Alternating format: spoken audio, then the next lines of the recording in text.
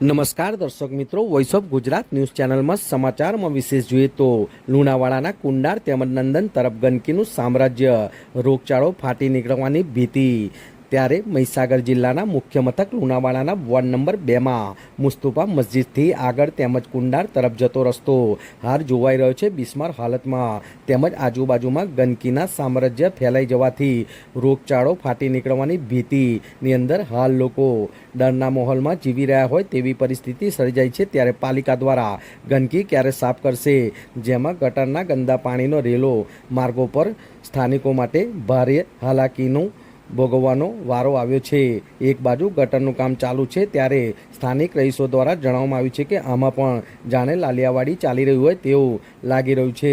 ત્યારે લોકોમાં ચર્ચાનો વિષય ટોપ ઓફ ધી ટાઉન બન્યો હતો કે શું પાલિકાના કોર્પોરેટર આ વાતથી અજાણ હશે?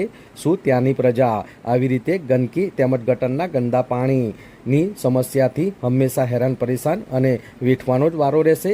શું આ વિસ્તારમાં ગંદકીનું સામ્રાજ્ય તેમજ ગંદા પાણીના નિકાલ વહેલી તકે કરવામાં આવશે કે કેમ, તે સ્થાનિકોમાં હાલ ચર્ચાનો વિષય બન્યો છે। ત્યારે આપ દ્રશ્યમાં જોઈ શકો તેમ કુંડાર તેમજ નંદન તરફ જવાના રસ્તા પર ગંદકીનું સામ્રાજ્ય હોવાને લઈને લોકો દ્વારા હાલ ત્રાહિમામ પોકારી ગયા છે। ત્યારે સ્થાનિકો દ્વારા જણાવવામાં આવ્યું હતું કે આવનાર સમયમાં જો સમસ્યાનો નિકાલ નહીં આવે તો ઉચ્ચ કક્ષાએ રજૂઆત કરવામાં આવશે। ત્યારે હવે જોવાનું રહ્યું કે તંત્ર દ્વારા આ જટિલ સમસ્યાનું કોઈ સત્વરે નિકાલ કરવામાં આવે છે કે કેમ, એ તો હવે જોવાનું જ રહ્યું। રિપોર્ટર આસિફ, લુણાવાડા। સમસ્યાને ઉજાગર કરતા આવા વધુ સમાચાર જોવા માટે અમારી ચેનલને લાઈક તેમજ સબસ્ક્રાઈબ કરો અને અમારો અહેવાલ કેવો લાગ્યો તે કોમેન્ટ કરી જણાવશો। Voice of Gujarat.